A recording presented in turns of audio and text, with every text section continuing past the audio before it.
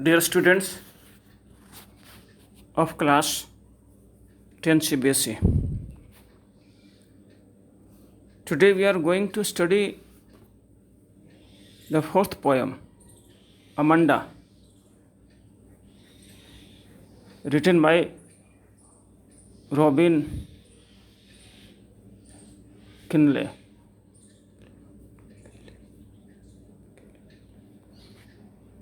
See here, before the poem, something is given. To understand the poem, see,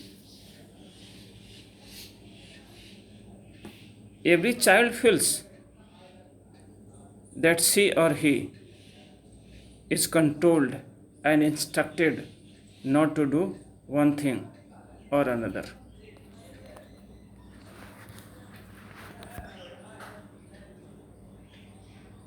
हर बच्चा यही महसूस करता है कि उसे नियंत्रित किया जाता है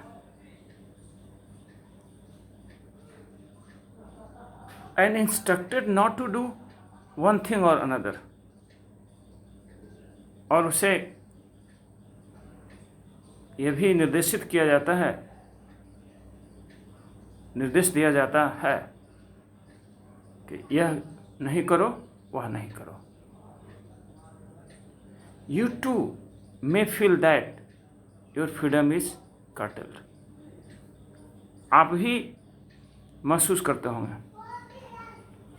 कि आपकी आज़ादी भी कर्टेल कर दी गई है, आपकी आज़ादी भी सीमित कर दी गई है, कम कर दी गई है.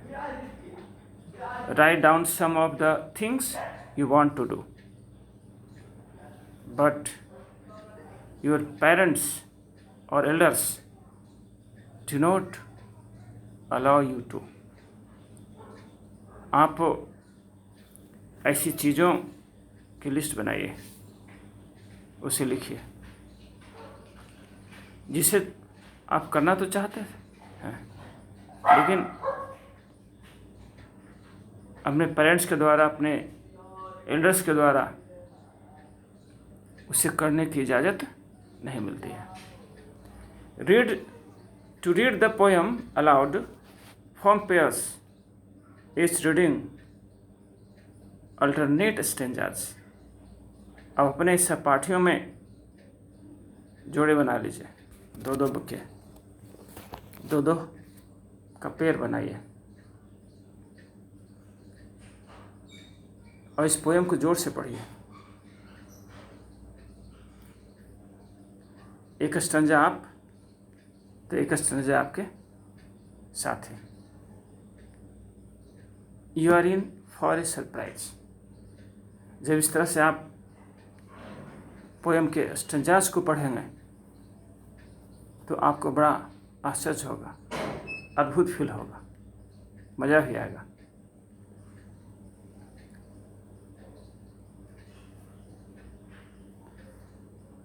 Firstly, I introduce you that the poem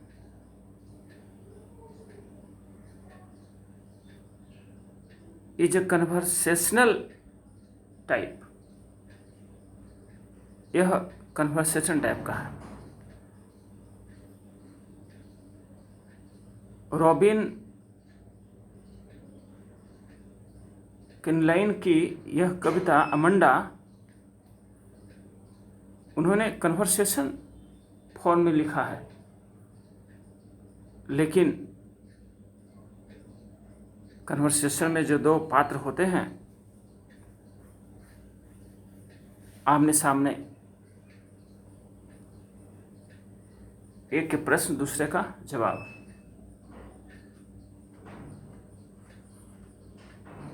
तो दोनों आमने सामने होते हैं, दोनों प्रकट रूप से एक दूसरे तक अपने विचार को एक्सप्रेस करते हैं, देते हैं. लेकिन इसमें जो कन्वर्सेशन है वह एक माँ की है अपनी पुत्री के लिए कुछ इंस्ट्रक्शन है, कुछ निर्देश है, कुछ सजेशन है। उस सजेशन में कुछ मनाही है। लेकिन दूसरा पात्र जो एक लड़की है, जो कन्या पुत्री है, माँ के जवाब को वह मौखिक रूप से, खुले रूप से, प्रकट रूप में नहीं देती, बल्कि माँ के क्वेश्चन का जवाब उसके मानस पटल पर, उसके मानसिक स्तर पर, मानसिक तल पर ही उभरते हैं ये विचार। और ये विचार, उभरने वाले विचार कॉमन है, जो माँ के द्वारा दिए गए इंस्ट्रक्शन के बाद एक लड़की के मन में उभर सकती है, कॉमनली, समान रूप से। सभी लड़कियों के मन में यदि उसके साथ सिचुएशन यह हो तो इस तरह के भाव उभर सकते हैं। कवि ने उन्हीं विचारों को अम्मंडा के मन में उभरे हुए विचारों का प्रतिनिधित्व करते हुए दिखाई पड़ता है। एक माँ के द्वारा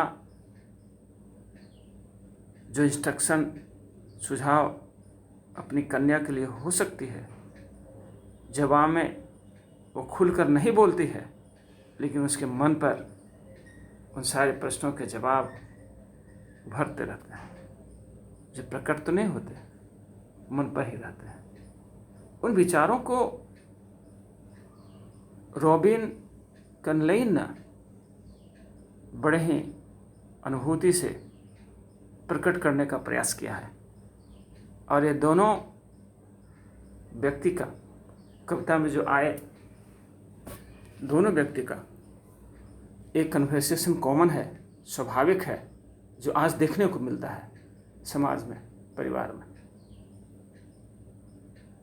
तो इसी चीज़ को इस कविता के माध्यम से रॉबर्ट कनलेन ने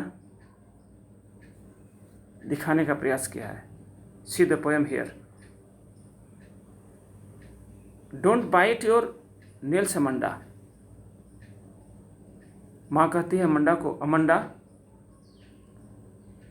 दांतों से अपने नाखून को मत काटो। Don't hunch your shoulders Amanda. अपने कंधों को मत उचकाओ अमंडा। Stop that slouching and sit up straight Amanda. इस तरह से ढीले ढाले अनमनस्क मत बैठो अमंडा, सीधे तनकर बैठो, सीधे तनकर बैठो। अमंडा कोई जवाब नहीं देती है, लेकिन उसके मन पर उभरने वाले जो विचार आते हैं वे इस कोष्टक में दिए हुए हैं, इस ब्रैकेट में दिए हुए हैं। देखें इसे। There is a languid emerald sea where the sole inhabitant me is me, a mermaid drifting blissfully। माँ के कथन के बाद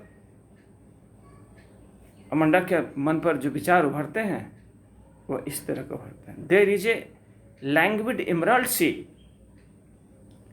एक गहरे रंग का शांत समुद्र है।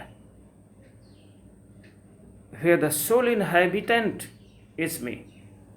और उस गहरे रंग के शांत समुद्र का एकमात्र निवासी मैं हूं, ए मरमेड, एक मत्स्य कन्या, ड्रिफ्टिंग ब्लिसफुली, लहरों पर बहती हुई आनंदपूर्वक। अर्थात लहरों पर बहती हुई आनंदपूर्वक मैं एक मत्स्य कन्या हूँ, उस शांत गहरे रंग के समुद्र के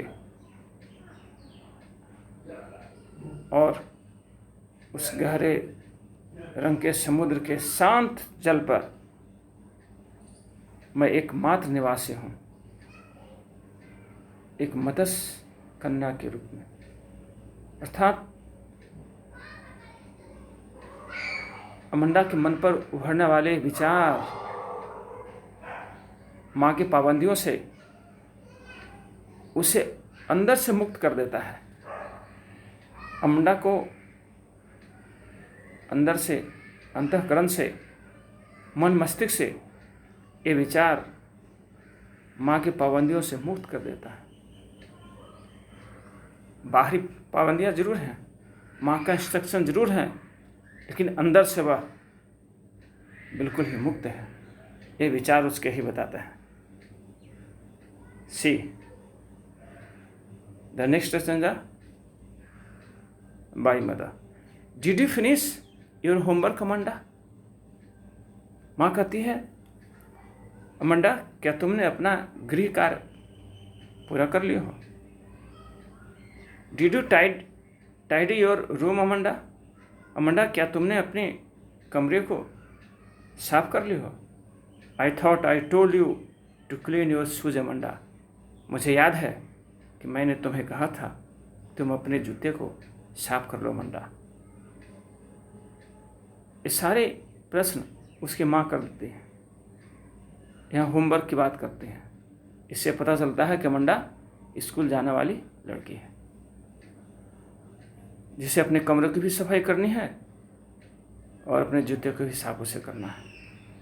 ये माँ का इंस्ट्रक्शन है। लेकिन स्कूल जाने वाले एक बच्ची को ही जाने वाला बच्चा तो बड़ा लापरवाह होता है। उसे घर के काम धाम से कोई ज़्यादा रुचि नहीं होती, वह बेपरवाह होता है।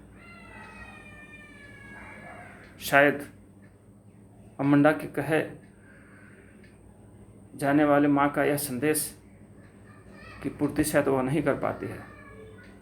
अब उसके मन पर माँ के द्वारा इस इंस्ट्रक्शन के बाद, अपने टास्क को पूरा करने की याद दिलाने के बाद, उसके मन पर उभरने वाले विचार इस ब्रैकेट में दिया हुआ है। I am N orphan roaming the street. Amanda अपने को ऑर्फन कहती है। ऑर्फन मीन्स अनाथ, जिसके कोई नाथ न हो, कोई स्वामी न हो, अर्थात जिस पर कोई अंकुश न हो, कोई इंस्ट्रक्शन देने वाला ना हो, जिसको कोई कहने सुनने वाला ना हो। अमंडा इसी तरह से अपने को फील करती है अंदर से। बाहर से माँ का नियंत्रण जरूर है, लेकिन अंदर से वह अपने को कहती है कि मैं तो मनमौजे हूँ, ऑर्फन हूँ, अनाथ हूँ। रोमिंग द स्ट्रीट, गलियों में भटकने वाली, घूमने वाली, अल्हड़ बेपरवाह की तरह चलने वाली मैं एक अनाथ हूँ। I pattern soft dust with my hushed bare feet. मैं अपने गलियों से मैं गुजरती हूँ अपने नंगे पैरों, मुलायम पैरों से सॉफ्ट धूल, महीन धूल का पैटर्न बनाते हुए चलते हूँ।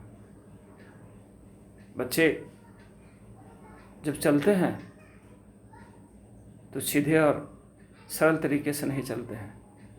कहीं गली में धूल मिल गई तो अपने पैर को रगड़ करके उसमें चिन्ह बनाते हुए, उसे पैटर्न बनाते हुए, उसमें एक आकार देते हुए चलते हैं। आप अक्सर देखते होंगे, पता नहीं आप भी करते हैं क्या नहीं, जो भी हो। तो वह जब बच्चे चूंकि चिंताओं से मुक्त, बेपरवाह होते हैं, इसलिए वह उनके चलने का जो पैटर्न होता है वही लापरवाही भरा, मनमौजी किस्म का होता है। तो ये सारे विचार अमंडा के मानस पर उभरते हैं और अपने को इसी तरह से पाती है। नेक्स्ट क्वेश्चन जा, don't eat that chocolate Amanda. माँ का निर्देश है, remember your acne Amanda, will you please look at me when I am speaking to you Amanda. माँ कहती है कि उस चॉकलेट को तुम मत खाना Amanda. Remember your acne Amanda, तुम अपने मुहासे को याद कर लेना अमंडा। तुम्हारे चेहरे पर जो मुहासे हैं, पिंपल्स हैं, वे मीठा खाने से जो बढ़ते हैं, इस कारण से उस चॉकलेट को मत खाना, अपने मुहासे को याद कर लेना। Will you please look at me when I am speaking to you Amanda. क्या तुम्हें जो कुछ भी मैं तुमसे कह रही हूँ, क्या तुम इसे याद रखोगे Amanda?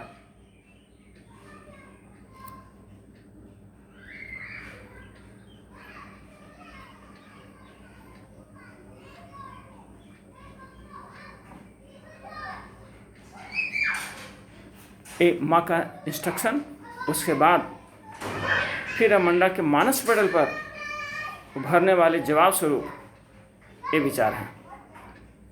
I am Rapunzel, I have not a cure, life is a tower is tranquil and rare, life is a tower in tranquil and rare, I'll certainly never lay down my bright hair। उसके मन पर उभरने वाले ये विचार जो माँ के जवाब स्वरूप है, वो कहती है आई एम रैपंजल, मैं रैपंजल हूँ, मैं मनमौजी हूँ। I have not a care, मुझे किसी चीज़ की परवाह नहीं है। Life is a tower is tranquil and rare, और यह टावर का जीवन, यह मीनार का जीवन शांत और दुर्लभ है। I will certainly never lay down my bright hair, और मैं निसंदेह कभी नहीं अपने चमकीले बालों को नीचे झुकने दूंगे। See here Rapunzel, Rapunzel means here मनमौजी। यहाँ पर रैपंजल मीन्स मनमौजी है। फिर यहाँ टावर की बात हुई तो यह कहानी आती है रैपंजल की, जो इस संसार में अकेला था, वो बेघर था, वह एक टावर में, एक मीनार में जाकर के आश्रय लेता है, वहीं वह रहता है, और बिल्कुल अकेला, उस टावर में रहने वाला अकेला, उस मीनार में रहने वाला अकेला। ऐसा जीवन था रैपंजल का, और वह बड़ा मनमौजी किस्म का था। इसीलिए तो रैपंजल मीन्स मनमौजी, उसका प्रैब हो गया, उसके नाम का प्राय हो गया, और मनमौजी किस्म का था, इसलिए रैपंजल मीन्स मनमौजी का अर्थ देने वाला शब्द बन गया, मनमौजी का पर्यायवाची शब्द बन गया रैपंजल। तो वह रैपंजल एक टावर में, एक मीनार में अकेले रहने वाला था, और उसका कोई नहीं था इस संसार में। वह टावर का जीवन, उसका वह जीवन टावर का बड़ा ही शांत और दुर्लभ जीवन था। वह मनमौजी मिजाज का था, टावर का जीवन उसका शांत और दुर्लभ था। इसलिए अमंडा भी अपने को रैपंजल कहती है कि मैं तो रैपंजल हूँ, मनमौजी हूँ। ये टावर का जीवन अर्थात यह मेरा जीवन बिल्कुल अपने आप में रेपेंजल की तरह टावर का वह जीवन किस तरह शांत और दुर्लभ है। यदि मनुष्य व्यक्ति अपने जीवन को अंदर से, अपने अंतःकरण से इस तरह से बनाना चाहे शांत और दुर्लभ, तो वह बना सकता है। बाहरी दुनिया से उसे थोड़ा समय के लिए कटना पड़ेगा, बाहरी दुनिया को सुनने से थोड़ा हटना पड़ेगा, सुनने से इनकार करना पड़ेगा, तो वह व्यक्ति भी रेपेंजल की तरह अपने जीवन को शांत और दुर्लभ तरीके से जी सकता है, जैसा अमंडा अंतःकरण से कल्पना करते हैं। अंतिम पंक्ति यहाँ, I certainly never let down my bright hair. मैं निस्संदेह कभी नहीं अपने चमकीले बालों को झुकने दूंगी। अर्थात बाल झुकना सिर झुकने के समान होता है, और सिर झुकाने का मतलब होता है किसी की अधीनता स्वीकार कर लेना। इसमें अमंडा का कहने का भाव यह है कि मैं किसी के सामने सिर नहीं झुकाऊंगी, अर्थात मैं अपने तरीके से अपने जीवन जीऊंगी। बाद में माँ का यह अंतिम पंक्ति, stop that sulking at once Amanda. Amanda, उदास रहना, खिन्न रहना छोड़ो। तुम हमेशा उदास और खिन्न दिखते हो।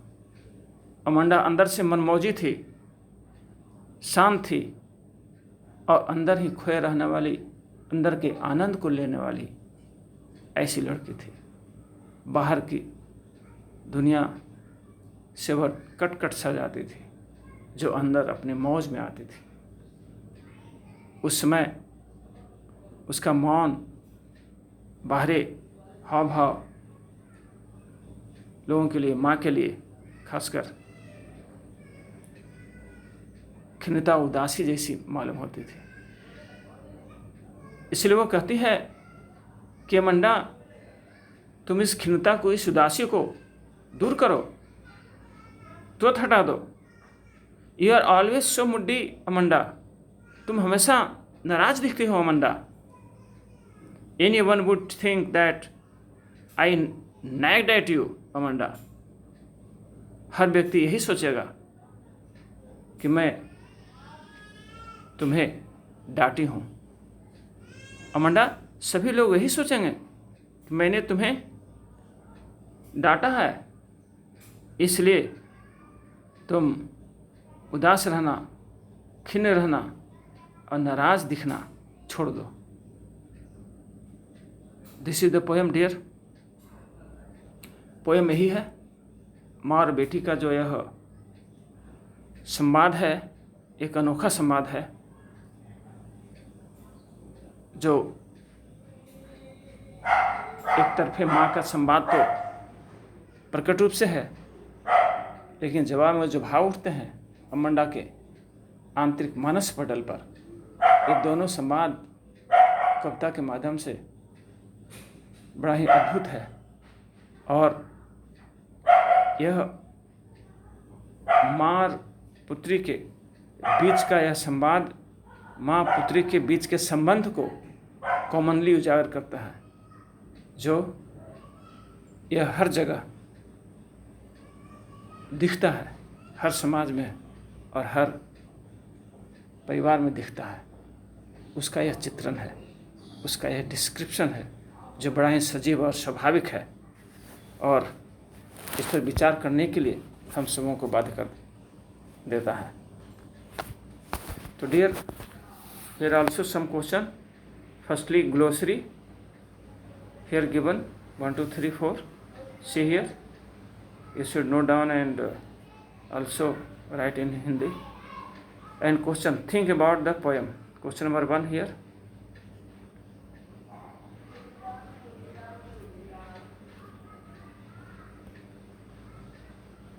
Question number 2, question number 3, 4, 5, 6, 7, 8, 9. You have to do I just below. And I am going to stop my video. Thank you very much, dear.